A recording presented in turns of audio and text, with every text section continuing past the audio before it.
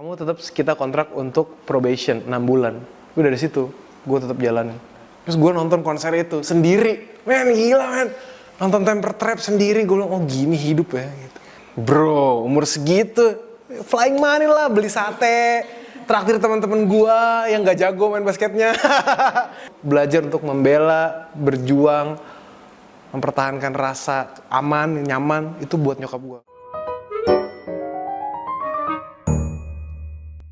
Hai K-Lovers, sekarang ada gue Ganindra Bimo dan gue sekarang mau ngejawab tantangan kapan lagi kepo. Let's go.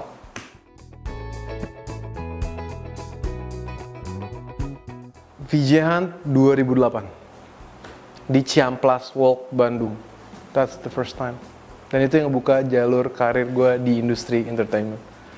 Gue casting di VJ Hunt, orang terakhir di Bandung yang ikut casting. Tapi gue termasuk dari jadi 2 besar orang yang lolos untuk ke babak berikutnya. Tapi itu apa film apa? VJ Hunt.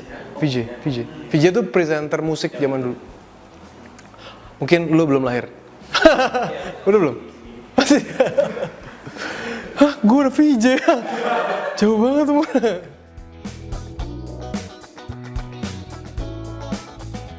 My mom.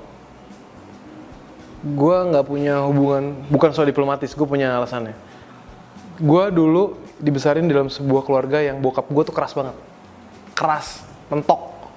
Jadi gue ngerasa gue jatuh cinta pertama gue yang harus gue bela. Karena gue harus tahu, gue belajar untuk membela, berjuang, mempertahankan rasa aman, nyaman, itu buat nyokap gue. Begitu juga sebaliknya. Jadi itu yang kayak, I think my first love is my mom.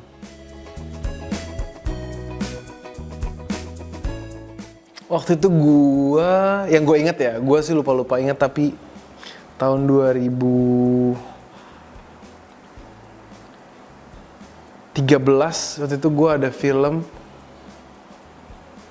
Love and Rock. Itu yang main ada band Kotak, ada Vino. Itu gue di situ jadi antagonisnya lah, namanya Rotor.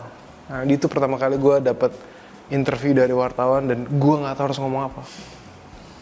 I have no idea my friend. Dan pertanyaannya kan nyampur kan, kadang ada dari karakter, kadang ada, dan di situ gue masih belum mengerti, sampai detik ini juga masih belajar dunia keaktoran. Jadi di saat itu gue masih nggak ngerti acting tuh kayak gimana, how to handle media seperti apa, gimana bener-bener untuk nge-share apa yang mesti gue share, apa yang enggak. Gue nggak tahu itu spoiler apa gitu kayak.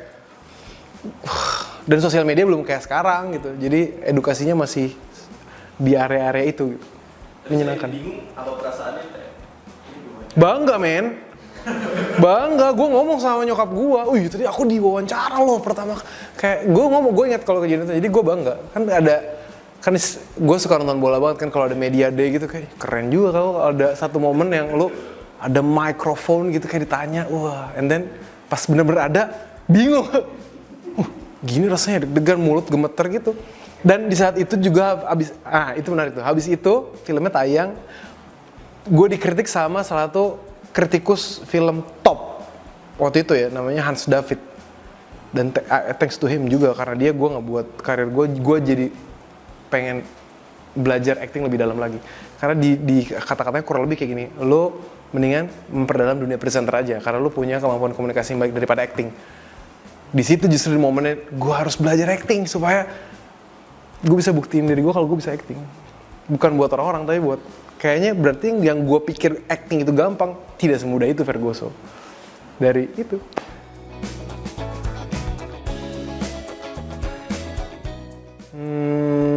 VJ Hunt. Dan dulu gue nggak interest sama sekali. Karena gue dulu atlet basket yang cedera. Gue tuh atlet basket, gue cedera.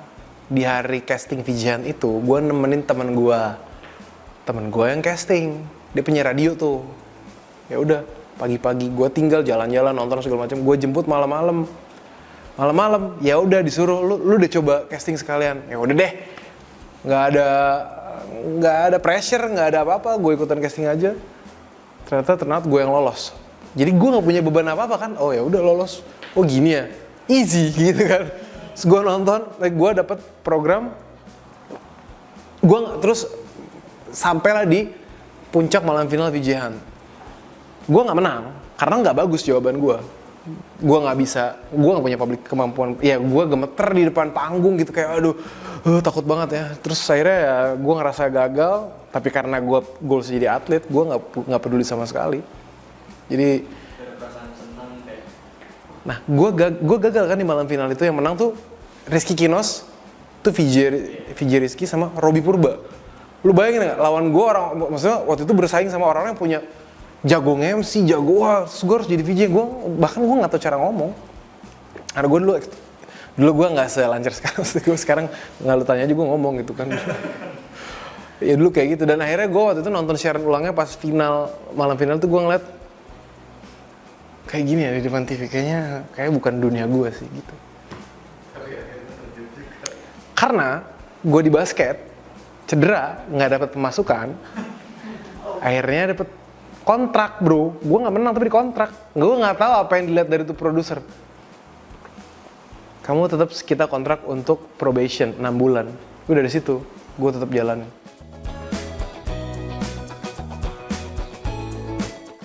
Konser Temper Trap di Bandung. Tempatnya gue lupa banget, tapi itu keren banget. Dulu Temper Trap lagi Sweet Disposition, itu lagi keren-kerennya banget. Terus gue waktu itu baru putus sama mantan gue. Terus gue nonton konser itu sendiri. Men, gila men. Nonton Temper Trap sendiri, gue bilang, oh gini hidup ya gitu. Karena gue gak punya keluarga yang hangat, gue gak punya keluarga yang hangat, gue diputusin sama cewek gue sendiri, bener-bener kayak me versus life, Temper Trap soundtracknya, gila, itu konser pertama gue tuh. Thank you udah ditanya. recall gue. Andre nonton gak ya? Gak apa-apa, Andre ngerti.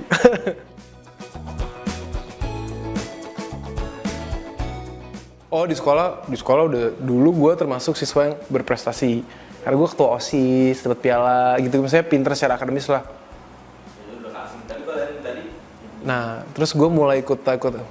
Setelah gue VJ itu, dari nggak nyaman, dan gue tuh orangnya suka nge-review, ngelihat yang nggak bagus di mana, oh ini salahnya di mana gitu. Gue bikin notes. Dulu kan nggak zaman pakai iPad kan, gue bener-bener tulis. Ini nggak bagus di sini, masih terlalu logatnya begini nih, nggak bagus. Pokoknya gue tulis semua. Sampai di satu sisi di satu kesempatan gue punya momennya untuk ada Nyland tuh dulu bikin, kalau dicari mungkin dicari ada, gue lupa nama audisinya apa. Tapi majalah NYLON Nyland cari kayak face off-nya gitu, kali mau lebih kayak gitu ya.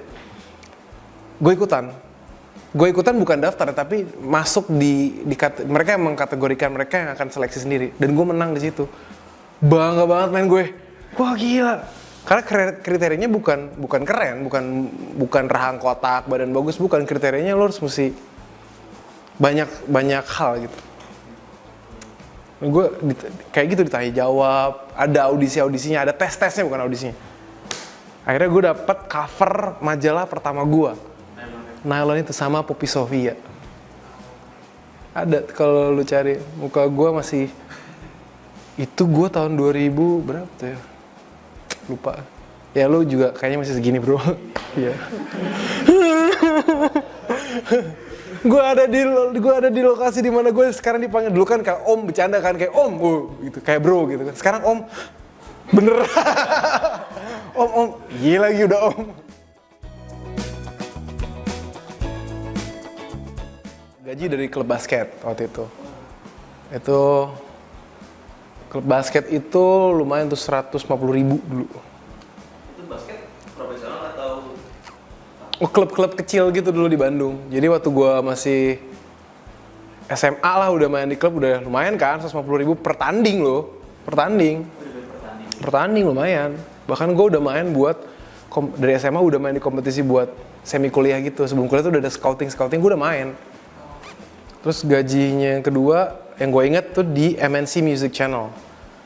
Syutingnya setiap seminggu 2 kali, itu gaji gue di tahun itu, 2009-an lah ya, 2009-an, 2 jutaan. Gue udah pindah ke Jakarta untuk serius? stay, untuk belajar, untuk bener-bener kayak ya udah gue seriusin. Dari nggak bisa ngomong, dari ngomong terbata-bata, sampai gue ikut kelas talking yang ngajarin Daniel Mananta, Becky Tumewu. Hah, Becky dulu ngajarin gue, sekarang anaknya apa? Aku tua, inget.